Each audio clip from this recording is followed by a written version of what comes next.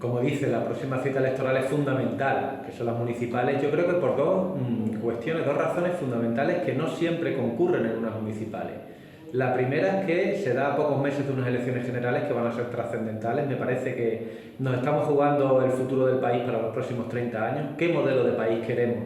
En gran medida, y se está viendo a la luz del debate de la transición energética necesaria, se deciden esas generales, por lo tanto las municipales a pocos meses ya van a insertar al país en una u otra estrategia de país. Y en segundo término, me parece fundamental, en este caso en una clave andaluza, que se dé un giro de izquierdas, un giro social en mayorías de gobierno progresista que den la vuelta a esa mayoría absoluta que tiene ahora mismo el Partido Popular en la Junta de Andalucía.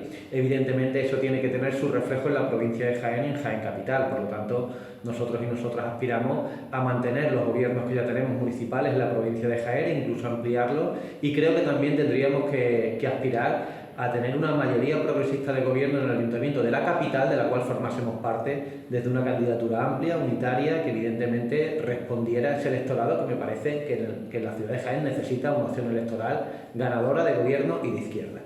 Bueno, Podemos no ha de ser, no es un candidato, un compañero de viaje incómodo en absoluto, es un compañero de viaje como otros y otras compañeras de viaje que evidentemente tiene sus particularidades, sus legítimos intereses y sus propias estrategias, y yo creo que la clave de bóveda en los tiempos que nos han tocado vivir es que, independientemente de si distintas fuerzas políticas comparten o no a pie juntillas una misma estrategia, que no siempre va a ser coincidente al 100%, sí por lo menos nos conjuremos en tener una convivencia estratégica, que seamos conscientes que a pesar de las diferencias hay unos determinados límites que no se deben cruzar en las relaciones entre las distintas fuerzas políticas, porque nunca hay que poner en riesgo un espacio político progresista, de izquierda, transformador, a donde creo que cada uno contribuye desde su historia, su bagaje y su experiencia propia. No me doy por aludido por las declaraciones del señor Delgado de este lunes, creo que responden más a la resaca del fin de semana y quizá en eso hay que acotarlo, ¿no? Efectivamente, yo creo que primero a veces magnificamos según qué diferencias y según qué disputas, aunque no por ello hay que quitarle importancia cuando esas disputas pueden poner en riesgo el espacio compartido, por supuesto. Pero creo que un signo diferenciador de la izquierda con respecto a la derecha es que la izquierda es un espacio político que siempre se cuestiona mucho.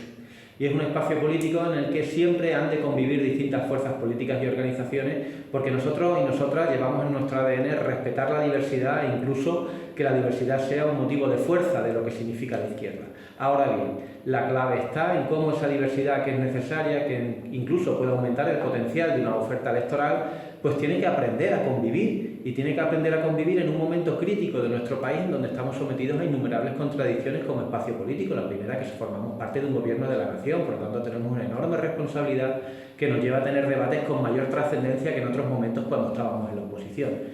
Evidentemente, nos ha tocado vivir un momento difícil en nuestro país, un momento difícil en Andalucía, y desde esa pluralidad y diversidad de la izquierda yo creo que no es malo que haya diferencias, al contrario, no es malo que haya incluso disputas nobles por alcanzar determinados objetivos. La clave está en que siempre, como decía al principio, mantengamos la convivencia estratégica, porque al final lo primero tienen que ser los electores, y esa mayoría social, incluso que nos voten o no nos voten, pues está sufriendo las consecuencias de políticas antisociales, en este caso el Partido Popular de Andalucía, y que requieren de una respuesta por nuestra parte que esté a la altura. Yo me quedo, más que con hiperliderazgo o perfil bajo, me quedo con una idea que creo que deberíamos poner en valor, y es los liderazgos colectivos. Eso es un liderazgo fuerte. Un liderazgo colectivo es fuerte porque es capaz de afrontar a veces ataques personales que suelen ir, bueno, a veces con una intensidad feroz en torno a determinados líderes o lideresas de nuestro espacio político, que sin embargo cuando se da un liderazgo colectivo es mucho más fácil, en este caso, soportar esa presión que podamos tener desde fuera. Además, yo creo que los liderazgos colectivos reflejan eso que decía anteriormente, esa diversidad de la cual nos tenemos que dotar para que al final electores que votarían a distintas fuerzas políticas vean referenciada su pertenencia en ese espacio plural. Creo que es por ahí por donde deberíamos transitar, y en poner en valor cada vez menos, como digo, es difícil en estos tiempos de la cultura del selfie, ciertamente, en este tiempo que nos ha tocado vivir, pero creo que cada vez deberíamos poner más el foco en la política, en lo que se dice, en lo que se hace, en lo que se pone en el programa, que en quién lo hace, o quién lo dice, o cómo lo hace. Pero bueno, yo sé que en ese sentido estoy remando a contracorriente y vivimos una coyuntura política y social en donde se pone el foco antes en la persona que en las ideas políticas que pueda trasladar esa persona. Pero yo creo que deberíamos desde la izquierda ser autocríticos y seguir priorizando la palabra, la propuesta, por encima del quién, en este caso, pueda liderar la fuerza o el espacio político. Yo creo que ha habido un salto importante en el tratamiento de las encuestas en los últimos años a esta parte. Las encuestas han dejado de ser en gran medida un instrumento de análisis y diagnóstico que han podido acercarnos a un conocimiento de la realidad que no podíamos tener a través de las urnas para poder establecer discursos y estrategias políticas, y han pasado a ser un arma electoral. Eso es importante, arma electoral que no siempre ha estado ni lo suele estar en manos de los partidos, son armas electorales que están detrás las empresas que así pagan dichas encuestas. A veces puede ser un banco, otras veces puede ser un medio de comunicación o puede ser una agrupación de electores, no importa. O el CIS. O el CIS, o puede ser una administración pública gobernada por un partido político que tiene sus intereses. Eso es indudable, indudable. Por eso creo que las encuestas cada vez más son más performativas. Nos intentan orientar en torno a un marco de análisis y diagnóstico que no siempre es el que se corresponde con la realidad. No obstante, hay una serie de tendencias que sobre las que nosotros nos debemos fiar, y es el conjunto de encuestas que han proliferado muchísimo en el último ciclo electoral, han proliferado mucho, pues quedarnos con las tendencias. Y en las tendencias sí es cierto que las encuestas no suelen fallar tanto. Sí en las cifras concretas, como es normal. Y la última encuesta, yo la que daba, creo que era del Centro de Estudios Andaluces, yo no le doy mucha importancia. Es cierto que nuestro espacio político se recuperaba notablemente y más que duplicaba el resultado, me parece, pero yo, sinceramente, creo que sería despistarse, prestar atención a esa encuesta cuando acaba de empezar la legislatura sobre lo que realmente tiene que ser importante, que es nuestra labor de oposición, y en este caso centrarnos en las municipales. Jaén tiene una serie de problemáticas estructurales que vienen de lejos, que ya con la crisis de 2008 y la pandemia han pasado a ser crisis sangrantes. Y básicamente tiene un problema Jaén con su modelo productivo, que es evidentemente un modelo productivo que comparte muchas características con el resto de Andalucía, pero que aquí se ven agudizadas porque es una tierra que tiene un peso muy importante en el sector agrícola, que está pasando por una crisis estructural gravísima.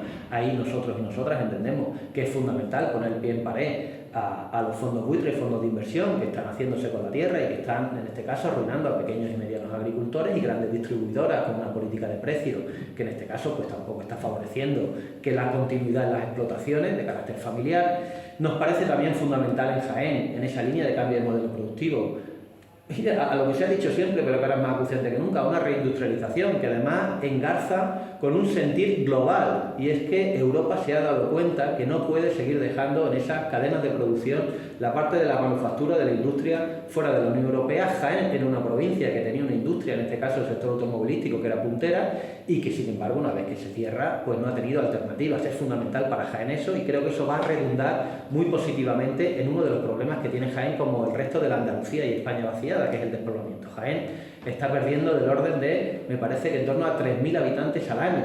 Es decir, como si un pueblo pequeño o no tan pequeño de Jaén desapareciese cada año. ¿Eso puede ayudar a intervenir en el sector agrícola, en el sector industrial para salvar el despoblamiento? Yo creo que contribuye, no solo. Creo que la administración pública también tiene que hacer un gran esfuerzo en lo que tiene que ver con la vertebración territorial mediante el ferrocarril, que eso es clave también para contravenir esa dependencia energética. Me parece que hay una serie de actuaciones, también como el reforzamiento de los servicios públicos, que va a coadyuvar en eso que al final es resolver el problema de Jaén, que es un problema multifactorial y que tiene que ver con servicios públicos, modelo productivo e inversiones desde el Estado, en este caso, a mi juicio, muy importante en el sector del ferrocarril. Yo creo que hay un problema en nuestro modelo económico, en nuestro modelo productivo como país, que genera periferias. Concentración de capital evidentemente físico, pero también capital intelectual, cuando los técnicos y los cualificados se van a determinados sectores económicos que se concentran en las grandes capitales, que reciben también a su vez las grandes inversiones en infraestructura, que concentran el poder político y administrativo, y eso genera periferias, evidentemente marginadas, discriminadas en cuanto a la inversión del Estado y en cuanto a también la actividad económica. Jaén es una de esas periferias, eso es indudable. Ahora bien, yo creo que ahí habría que hacer una identidad que traspasase nuestra identidad, podemos decir, administrativa o nuestra identidad provincial. como jienenses, porque también los onubenses, también la zona norte de Córdoba, también, en fin, la zona norte de Málaga, por supuesto Almería, van a encontrar realidades de periferia. Por lo tanto, ahí lo que tendríamos que decir es, bueno, ¿cómo tenemos un equilibrio territorial que en este caso se sustente en un modelo económico que no priorice solamente las zonas, en este caso, que se ven beneficiadas por concentrar el poder político o el poder económico? Ahí es donde deberíamos poner el foco, porque si no, muy probablemente erremos en el tiro. Si tenemos que reconvertir unas lógicas centro-periferia, hay que reconvertir esas lógicas desde toda la periferia.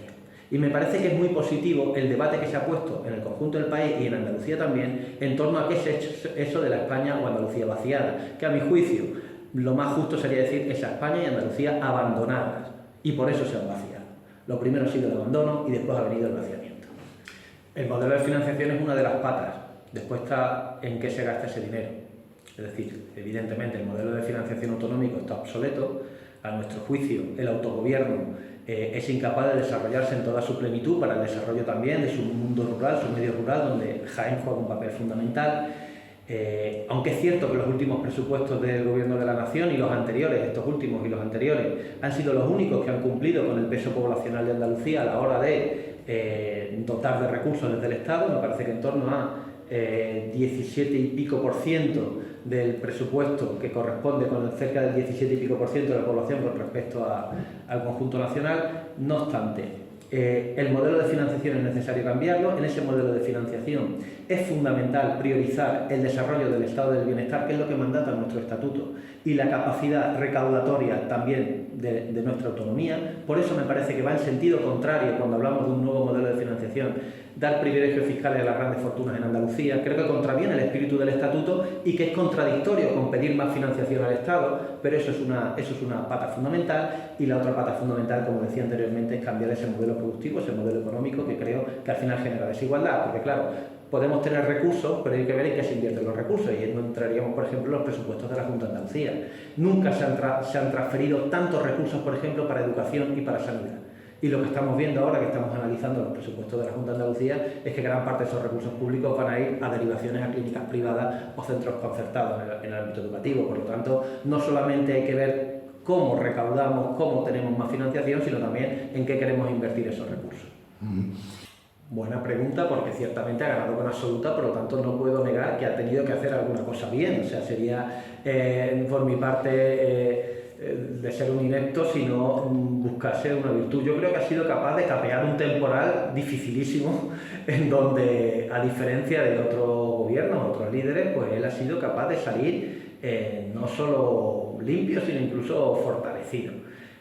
Pasar de un gobierno en minoría, dependiendo de Vox para sacar adelante las políticas, y después acabar comiéndose el electorado de Vox, pues sin lugar a dudas, y el de Ciudadanos, por supuesto, ha sido capaz de establecer un discurso desde la derecha inteligente para captar ese electorado más moderado que podía querer representar Ciudadanos a un electorado de ultraderecha que podía haber captado Vox y que al final se quedó en las urnas con el Partido Popular. Ha tenido esa capacidad, podemos decir, discursiva, narrativa, de ampliar el espacio de la derecha más de lo que se estaba encorsetando para el Partido Popular en otras comunidades autónomas, o como ahora mismo puede tener ese riesgo el propio Feijóo, que no consigue articularlo. Yo creo que eso ha sido un éxito de Moreno Bonilla indudable.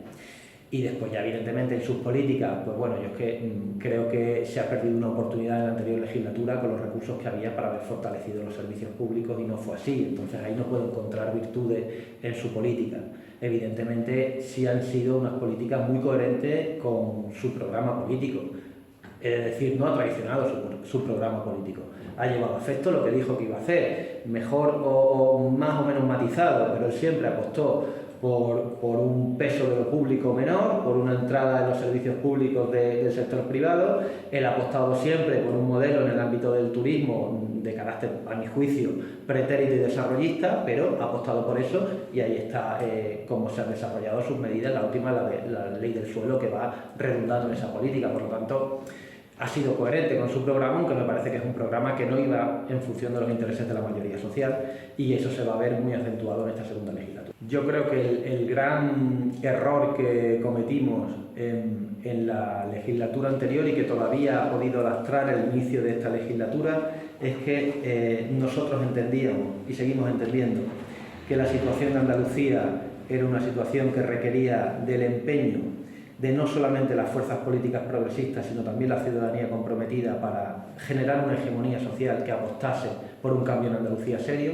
Eso requería un proceso político profundo, largo, y no fuimos capaces de desarrollarlo porque estuvimos demasiado tiempo entretenidos, y lo digo así, en cuestiones que paralizaban el proceso político. Creo que ese fue nuestro gran error. Y sobre ese gran error, pues probablemente eso es lo que nos ha hecho entrar en esta legislatura sin toda esa inercia y esa fuerza que debería haberse desarrollado en el final de la anterior legislatura. Por lo tanto, la inercia y la fuerza con la que deberíamos haber entrado en esta, independientemente de los resultados obtenidos, pues no ha podido ser tal. Y ahí es donde yo situaría nuestro error, porque por otra parte también es cierto que en la anterior legislatura fuimos capaces de marcar debates importantes en el ámbito del Parlamento, siendo una fuerza que no era la principal fuerza de la oposición en términos numéricos. Aún así, fuimos capaces de marcar el debate en muchos momentos y por lo tanto creo que en ese sentido, en la capacidad de propuesta política sí estuvimos a la altura. Ya, a mí no me gusta nada la batalla de banderas, sinceramente. No me gusta, y creo que el andalucismo no es un nacionalismo como el que nos podemos encontrar en otras situaciones del conjunto del país. Creo que el andalucismo es una propuesta política que podemos llamar universal, es decir, que no distingue entre el que nace aquí o el que nace fuera, que fundamentalmente se nutre de una conciencia de desigualdad.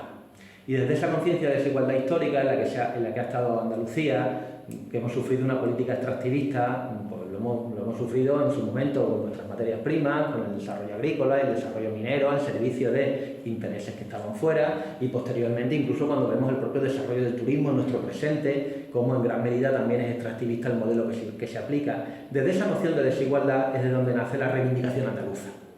Por eso a mí, cuando esa reivindicación, que lo que busca es la igualdad y donde no distingue entre quién ha nacido aquí o quién ha nacido fuera, andaluz es todo el que nace y pasa en Andalucía, sufre y disfruta en Andalucía, pues yo que se antepongan identidades con banderas de quién es más o quién es menos, yo ahí no entro, me parece que es un contrasentido.